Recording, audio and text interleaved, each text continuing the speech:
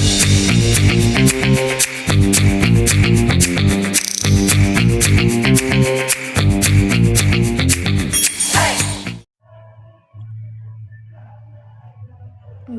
perkenalkan nama saya Mariam Celeste Mermoi dengan NIM 2301060029. Pada video kali ini saya akan membahas mengenai modul ajar kimia yang disusun oleh saya sendiri.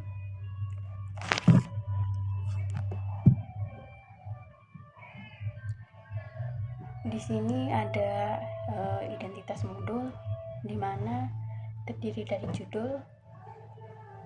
Jadi judulnya itu biopolimer organik, mata pelajaran kimia, ACF, kelas 11.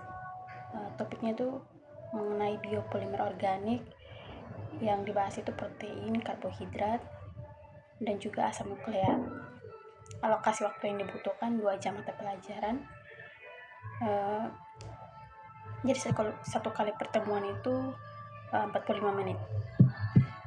Penyusun saya sendiri. Kompetensi awal di sini itu yang pertama memahami struktur dan jenis senyawa organik sederhana seperti karbohidrat, protein, dan juga asam nukleat. Kompetensi awal yang kedua yaitu mampu bekerja sama dalam kelompok untuk berdiskusi, menganalisis kasus, dan menyusun solusi berbasis data ilmiah. Yang berikut itu adalah sarana dan prasarana. Jadi sarana dan prasarana yang kita pakai di sini yaitu modul ajar, LKPD, PowerPoint, laptop, infocus, dan juga alat tulis. Nah, yang berikut target peserta didik di sini. Jadi peserta yang menjadi target yaitu peserta didik yang umumnya tidak memiliki kesulitan dalam mencerna dan memahami materi ajar. Yang kedua juga peserta didik dengan gaya belajar yang berbeda. Itu ada auditory, visual, dan kinestetik. Target yang terakhir itu peserta didik dengan pencapaian tinggi mencerna dan memahami dengan cepat serta mampu mencapai keterampilan berpikir tingkat tinggi atau HOTS dan memiliki kemampuan memimpin. Nah, yang kelima yaitu pendekatan model dan juga metode pembelajaran. Jadi pendekatan yang kita pakai di sini adalah scientific learning atau pendekatan pembelajaran. Model yang kita pakai di sini adalah model case method atau metode kasus. Dan metode yang kita pakai di sini itu diskusi dan unjuk kerja. Ya, di sini ada komponen inti. Nah, komponen inti di sini teman-teman terdiri dari materi pokok pembelajaran. Tadi kita sudah tahu bahwa materi pokok pembelajaran di sini adalah biopolimer organik. Terdapat juga capaian pembelajaran atau disingkat CP, yang dimana capaian pembelajarannya itu peserta didik mampu menganalisis biopolimer organik termasuk penerapannya dalam keseharian. Ada juga tujuan pembelajaran atau disingkat TP, di mana TP-nya di sini itu menganalisis dampak, kekurangan atau kelebihan biopolimer dalam tubuh. Dalam modul ajar harus terdapat pertanyaan pemantik. Nah, berikut ini pertanyaan pemantik yang saya pakai. Kenapa makanan berlemak sering dianggap tidak sehat? Padahal tubuh juga butuh lemak. Kenapa? Nah, pertanyaan pemantik di sini itu membuat siswa untuk berpikir lebih umum tapi lebih kritis.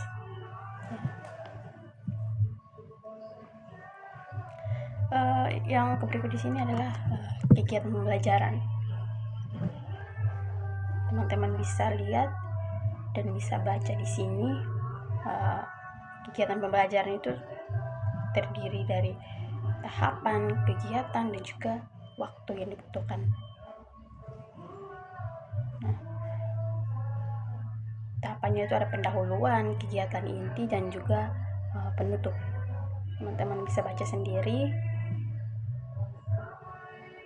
Tapi saya akan bahas mengenai kegiatan inti di sini karena saya menggunakan model case method atau model kasus. Jadi pada kegiatan inti saya memberikan kasus kepada siswa. Tentunya itu guru membagikan sebuah kasus, di mana kasusnya itu bioplastik dari Pati sebagai solusi mengurangi sampah plastik. Yang kedua juga ada identifikasi masalah, siswa berdiskusi kelompok apa masalah utama dan pengembangan bioplastik. Yang berikut juga ada pengumpulan data, di mana siswa diminta untuk mencari data tentang biopolimer yaitu pati, protein, asam nukleat, dan juga aplikasinya. Nah, yang berikut itu analisis kasus, di mana siswa menganalisis hubungan antara struktur kimia, biopolimer, dan aplikasinya dalam produk ramah lingkungan. Nah, yang berikut juga terdapat penyusunan solusi, di mana siswa diminta untuk membuat laporan tentang produk berbasis biopolimer. Yang terakhir dari kegiatan inti yaitu presentasi dan juga diskusi, di mana setiap kelompok diminta untuk mempresentasikan analisisnya dan saling memberikan masukan.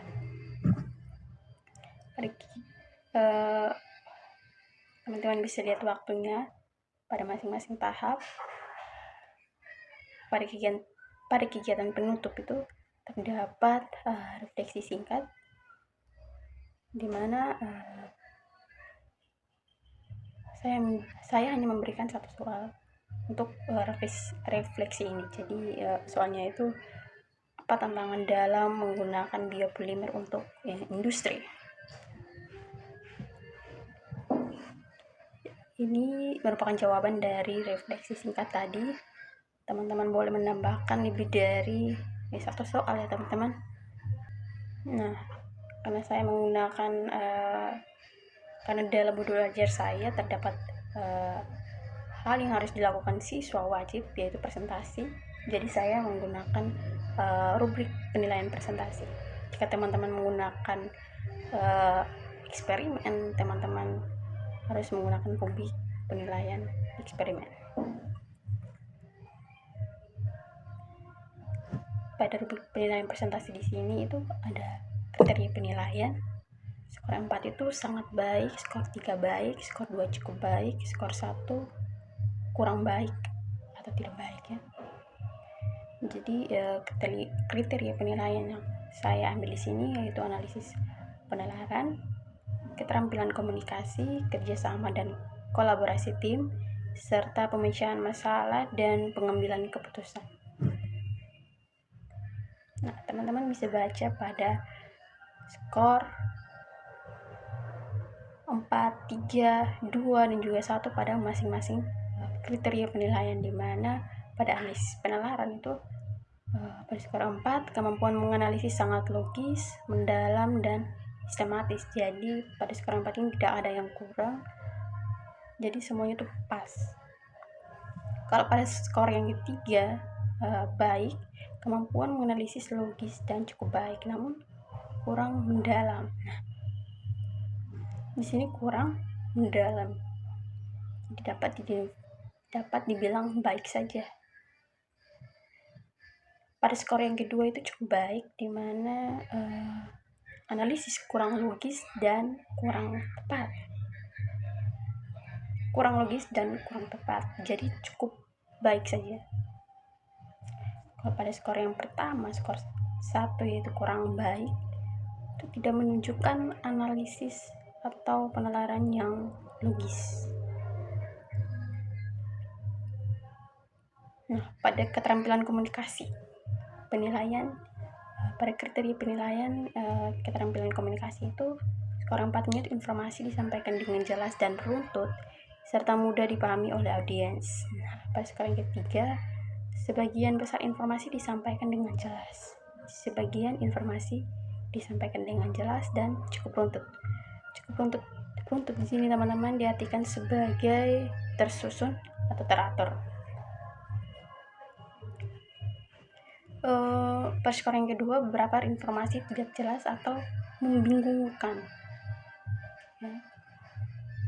Dan pada skor yang pertama, informasi tidak jelas, membingungkan, dan tidak runtut, tidak tersusun, tidak teratur,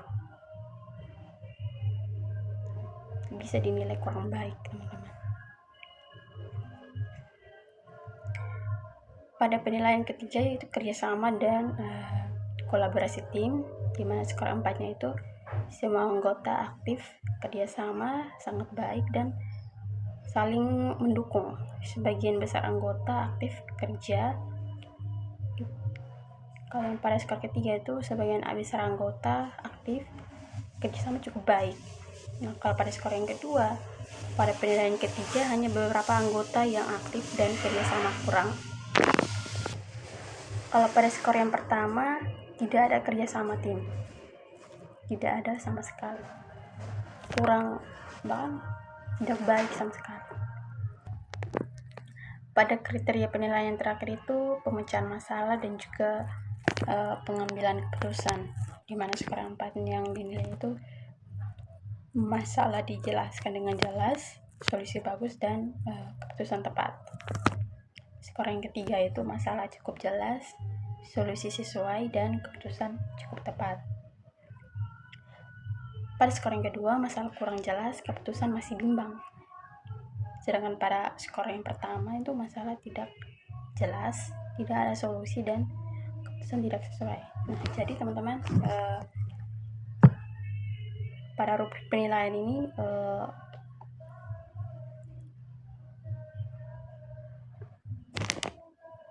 pada skor 4 itu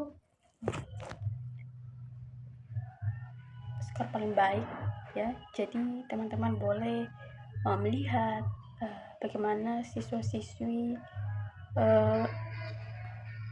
apakah ia melakukannya ya sesuai dengan penilaian yang telah dibuat ya.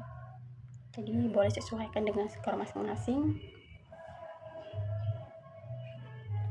Dan saya harap teman-teman juga bisa membuat rubrik.